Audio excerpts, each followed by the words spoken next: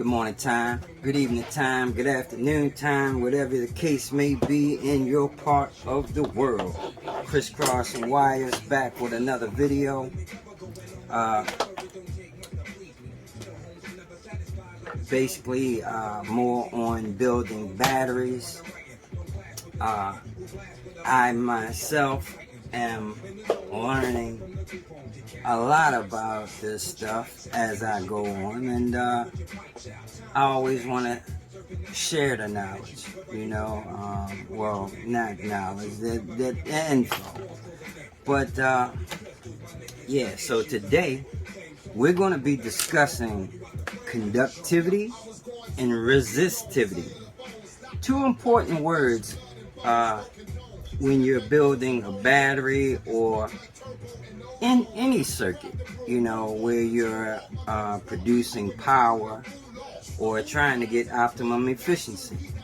Now, as I've discussed in the past, there are several different ways you can build a battery, and all of them will work. I'm not always saying that batteries need to be built the way I build mine, or they won't work.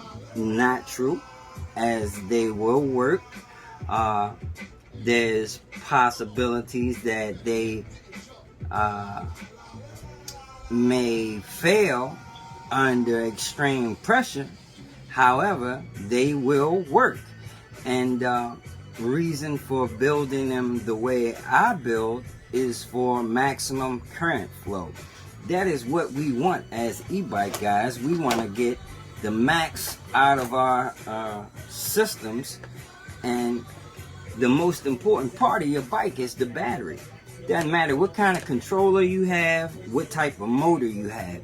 If your battery cannot produce the power that your controller is trying to put to your motor,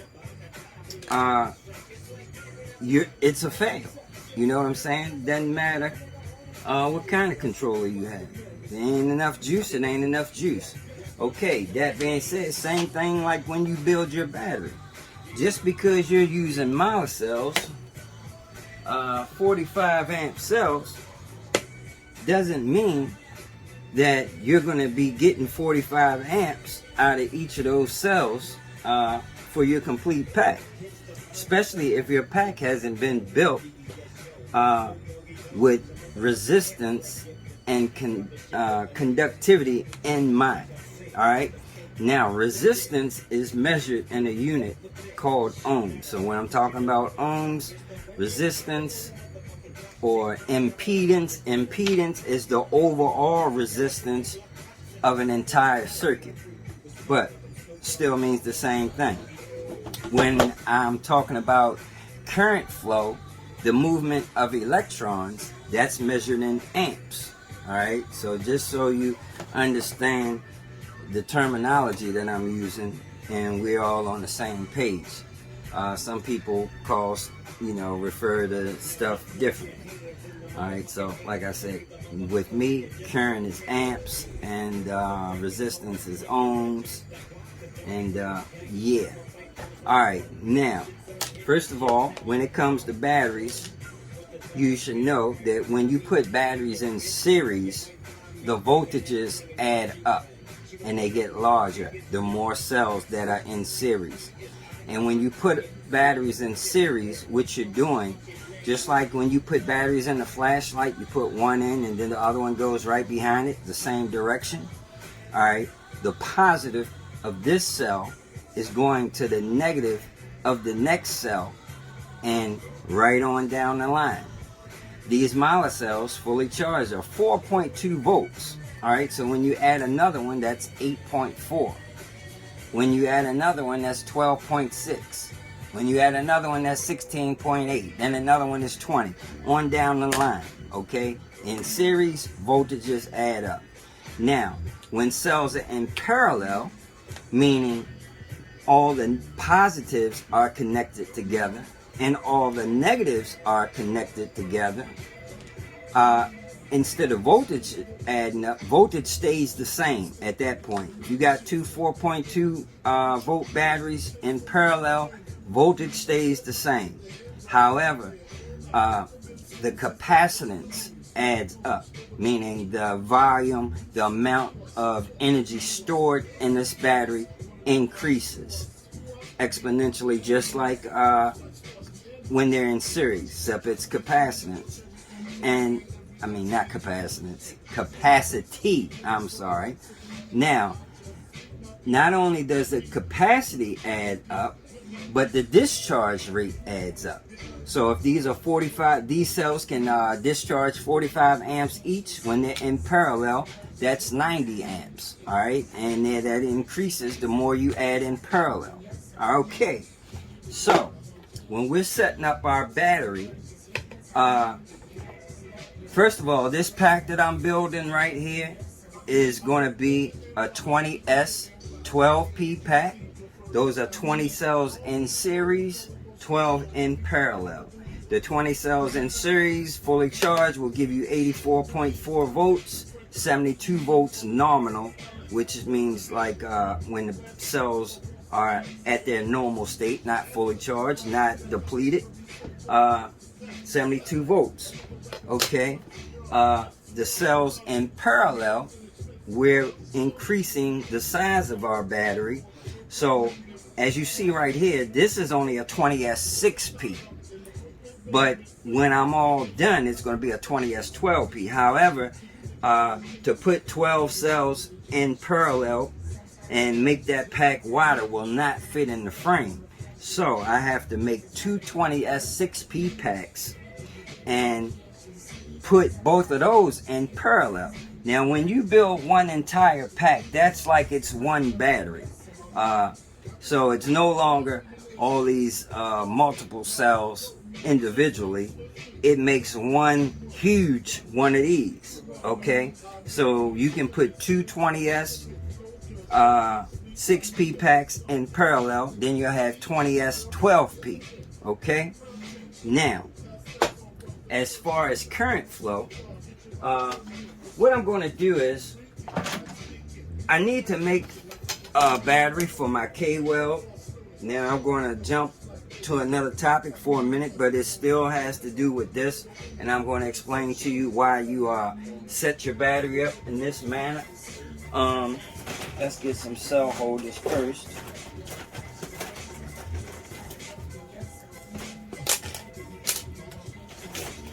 Some that aren't full ones.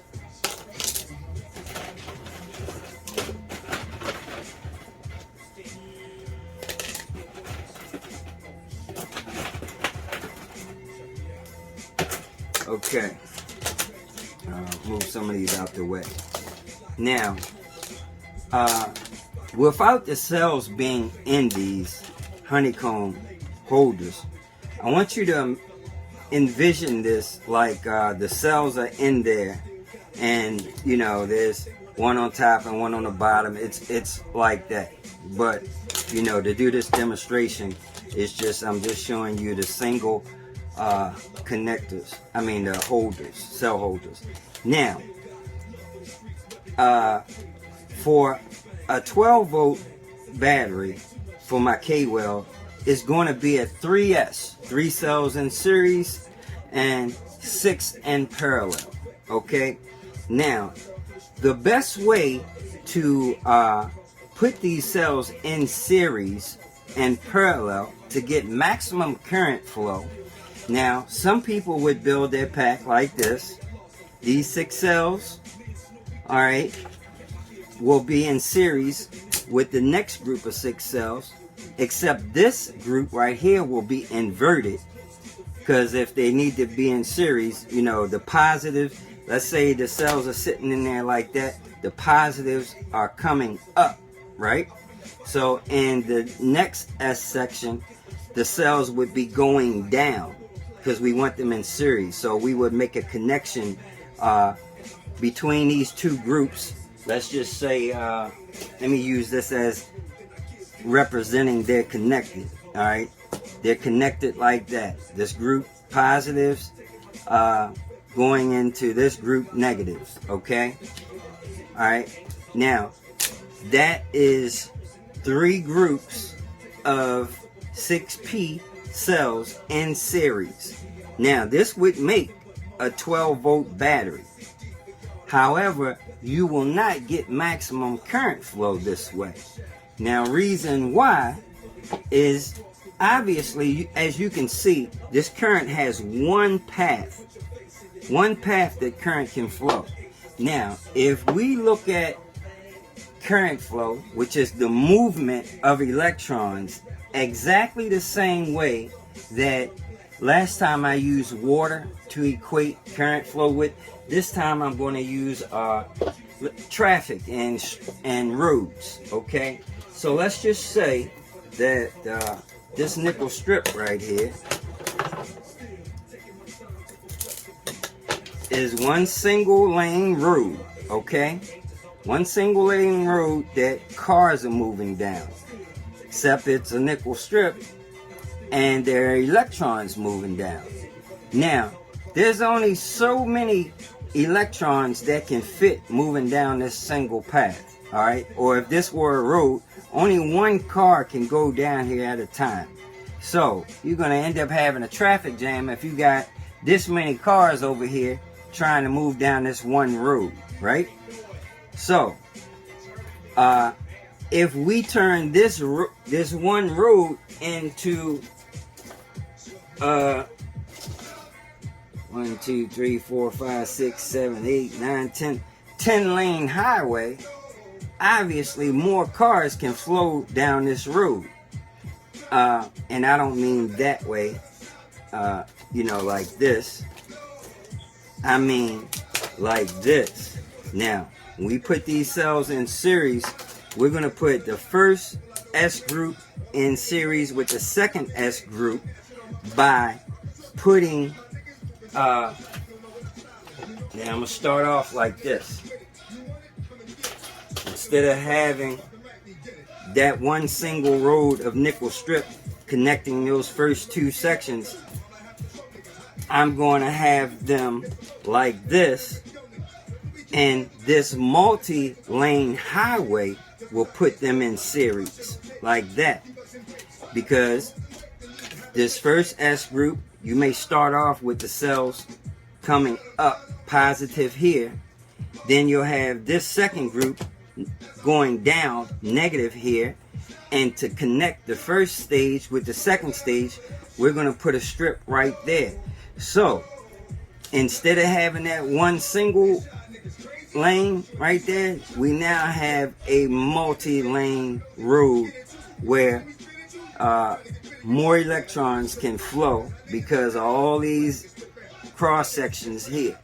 Now, we can do even better than this when it comes to electron flow. Instead of having, you know, all these single roads, we can just make one solid road like this by adding the copper to it and closing it all the way up. This whole thing is conducting electricity now, so it's a wide path. Major current flow can flow in this direction now. So you want to build your pack that way, and hopefully I said that in a way that everybody is getting that. They're still in series, but they're in series. This is actually a series parallel combination, whereas though, you know, current is flowing from the positive to the negative of the second S group with multiple pathways, maximum current flow. All right, so building this little 3S 6P pack for my Kweld, we're going to go ahead and I'm going to put these together. You can look at this, a little mini one of these batteries. That's a 20S 6P. This is just going to be a 3S 6P. All right. Now we're going to go ahead and load our cells up into here after I make the top and the bottom cell holders.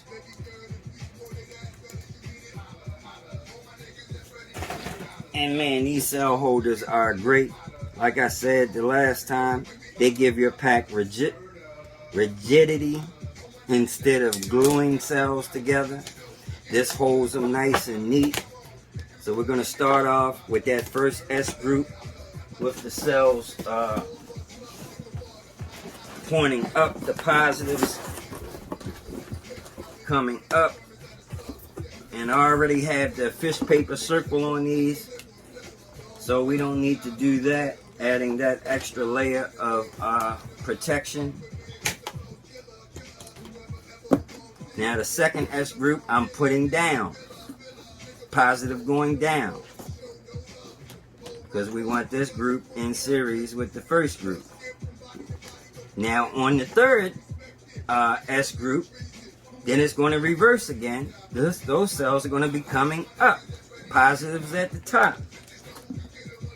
And that's going to continue. If we were making a bigger pack, it would go up, down, up, down, up, down, all the way down the line, increasing the voltage as we come this way. Let me make sure my phone is still recording, because yeah, I was doing a video the other day and it got a message and the thing stopped recording on me, and I sat up there and ran my mouth for a long time and wasn't recording. That wasn't a good thing. Okay, there we go.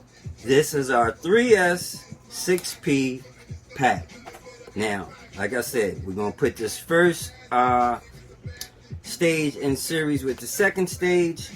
So we're going to use these copper nickel sandwiches.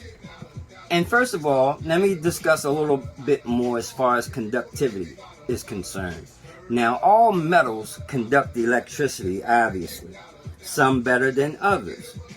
And when I tell you that this is a better way of doing it, it's not just because it's my ideology or anyone else's ideology.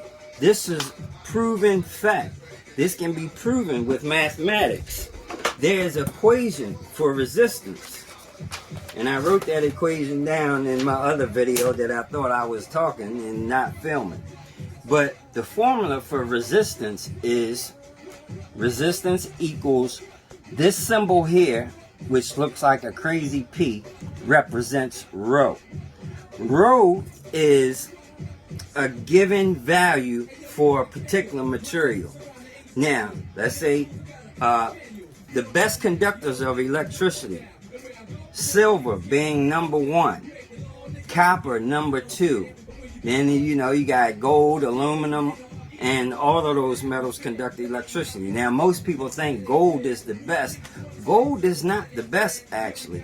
The reason why they put gold on connectors, headphones, stuff like that, because gold does not oxidize or corrode. So that is why they do connectors in gold. But it's not the best. It doesn't have the best conductivity, but it will last forever. Whereas though copper will oxidize, you seen pennies turn green and all that because they oxidize, they corrode. Then the surface area of the copper will no longer conduct its electricity as good. When you put something to the surface area, it may not make connection because it's been oxidized with all that corrosion. So you have to take some sandpaper or some Brillo or steel wool and rough it up so the surface area will be able to conduct electricity again. Now, like I said, each material, silver, copper, gold, they all have a rho value, okay? And that differs. It's a mathematic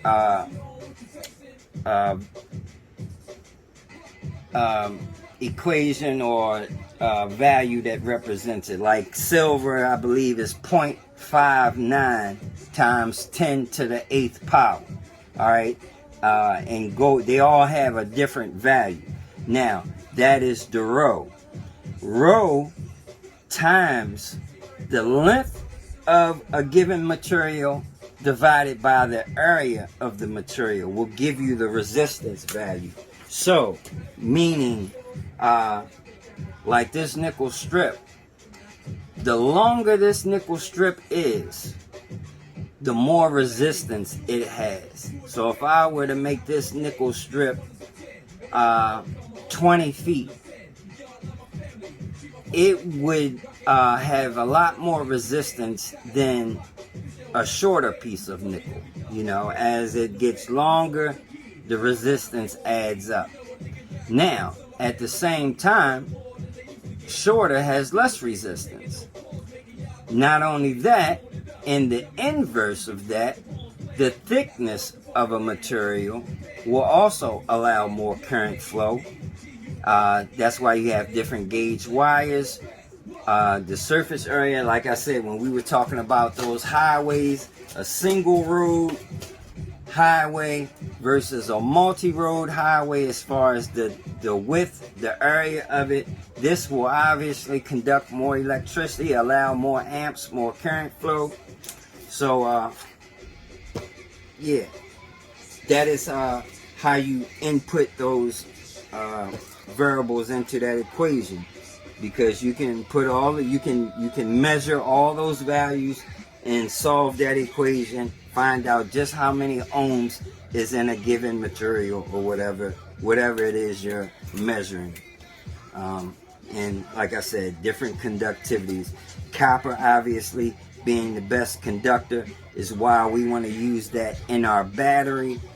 Not only that, it allows the current to move a little faster. Nothing negligible. You'll be able to distinguish a difference, but it's definitely better than nickel. The reason why we have to make a copper nickel sandwich instead of just using plain copper is you can't just weld the copper straight to the cell.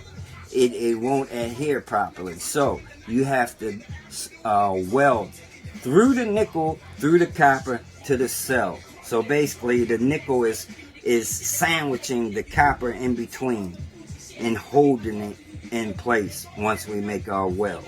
Alright, so we're going to go ahead and I'm going to cut this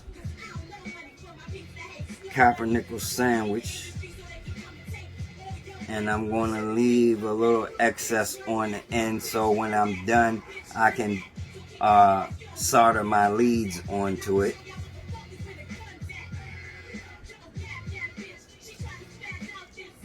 Actually, I'm going to leave some copper on the end.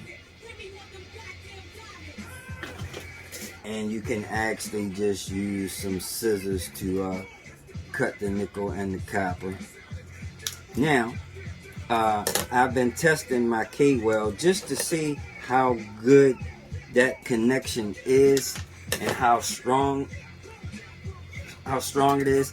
Now, they do what you call pull test. When you make welds, you do a pull test to see if you can pull it off of the batteries or pull the materials apart.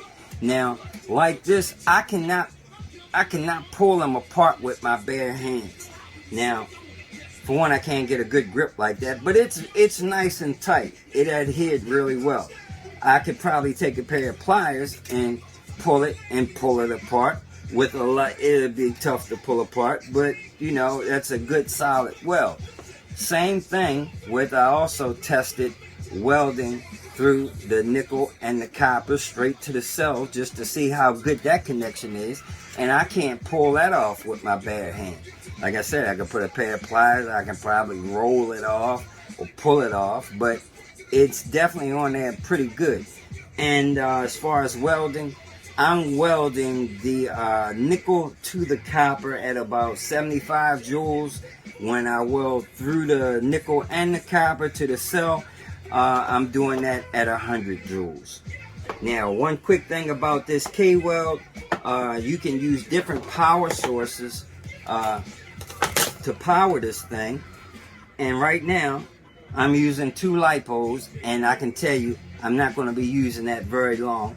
I don't like the way those lipos. For one thing, this Kweld, in order to do that type of welding, requires 1800 amps worth of current pulse, which is a lot of amps, but it's a really quick pulse.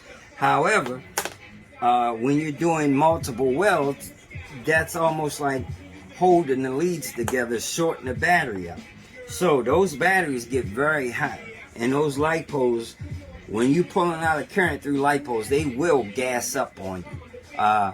My first bomber build, I had lipos in that system. I was running a 96 volt system. I had 2 NB power 72 volt batteries in parallel, but then I had 7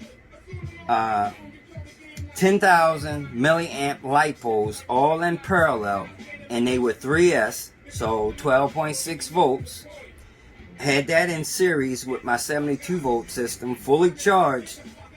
It was 96 volts. That bike did 76 miles per hour with about 200 amps with a Saviton 72150 that was unlocked. By the way, guys, I can unlock your Saviton to do more amps, DC line amps and phase amps.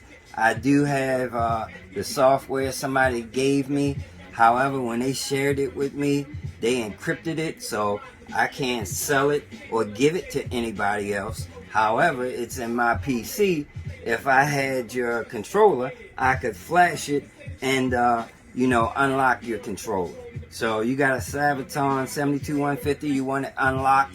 I think I could get, like, instead of 150, I could get 250 DC line amps. Instead of 350 phase amps, I could get 550 phase amps with it unlocked.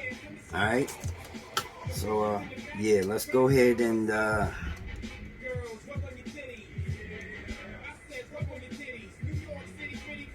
cut this piece of nickel copper sandwich.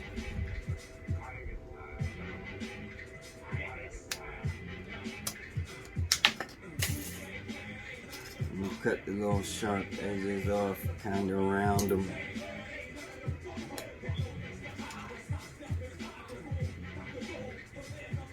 You want no sharp edges.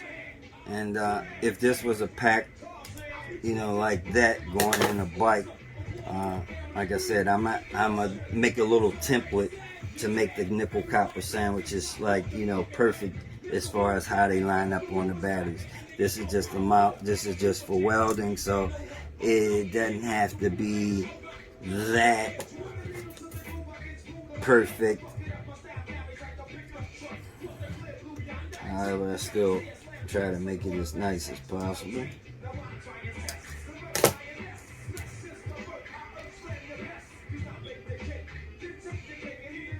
Alright, now, as far as this welder, there's 2 ways you can set this up to weld, and meaning automatic or manual with the foot pedal. I prefer manually, because when you have it automatic, as soon as the leads touch the material, it will weld. Now, sometimes you might not have your leads placed exactly where you want them, and it's going to weld immediately. So when you're using manual, that gives you time to place your leads correctly, and then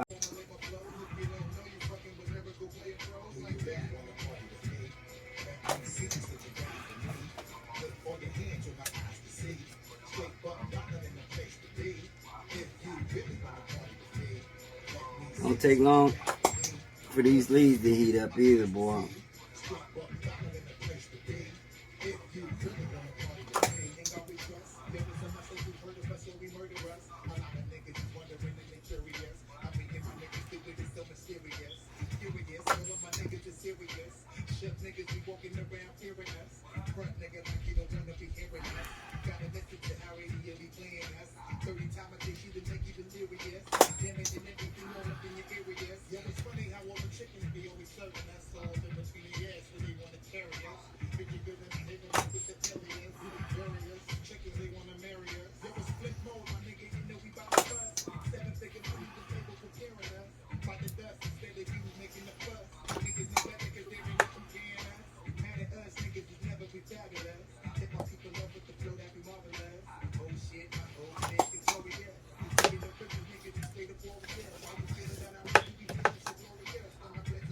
Yeah, buddy, these boys get hot quick. I'm going to make some, or get these little holders they have for these leads. It's a plastic thing that holds both of them.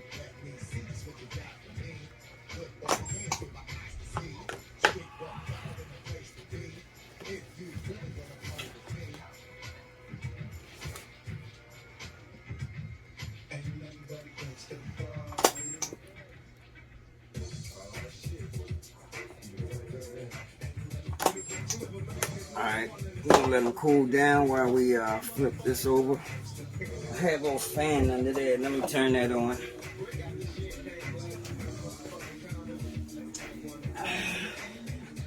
I have this little fan to cool the light post and my leads at the same time.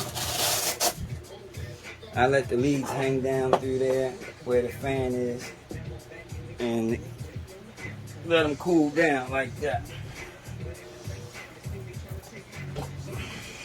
But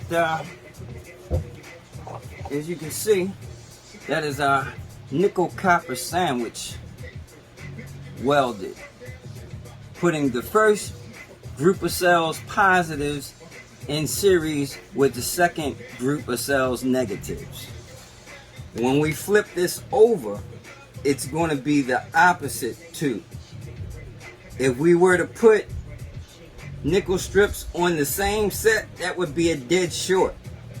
So never connect, cells like that and connect them on the bottom on the same set of cells, same two groups of cells. You're moving down the line. So when we flip it over, we're connecting the positives of the 2s with the negatives of the 3s.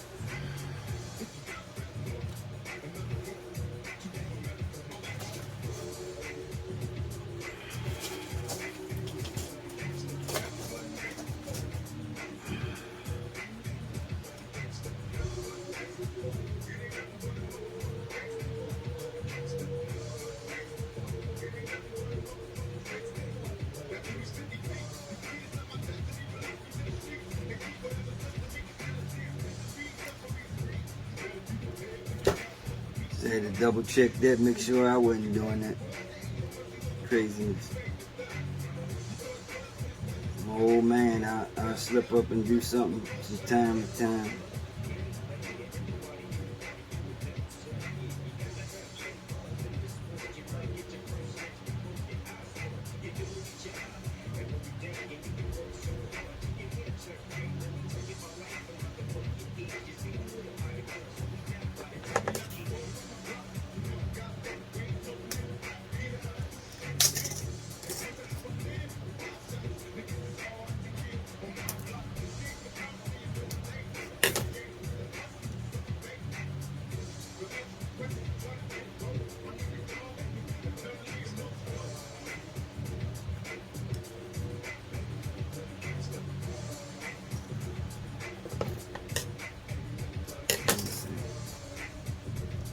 I think I'll leave that right there.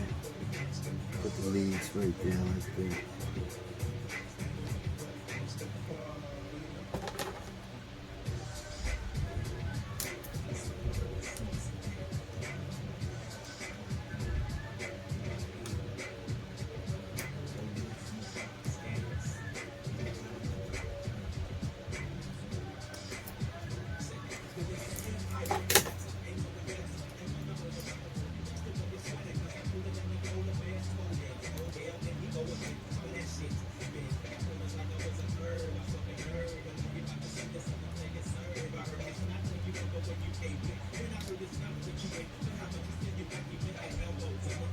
Now, if you need a really high current pack, you can put 2 copper nickel sandwiches. Although it's not necessary, let me tell you something. When you think of how much current can flow through a single nickel strip like that, right? That way.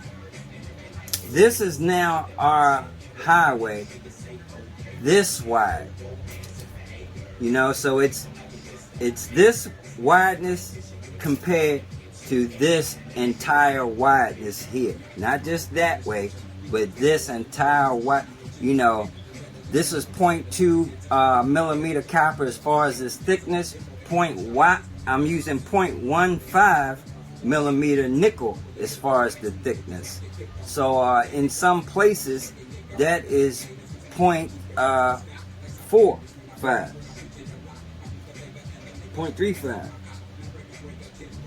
But yeah, nice and thick. Now, like I said, if a pack that needs 1,000 amps, possibly DC line amps, I would put one copper nickel sandwich down, and then I would weld another one on top of it.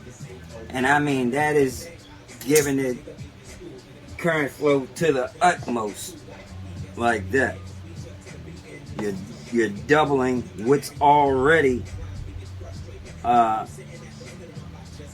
means of high current.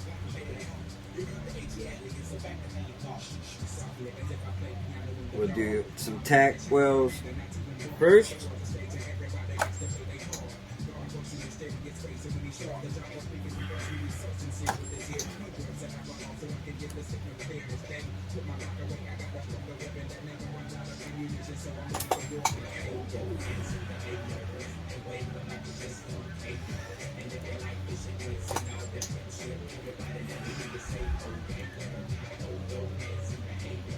And wave them like you just don't care. Oh yeah.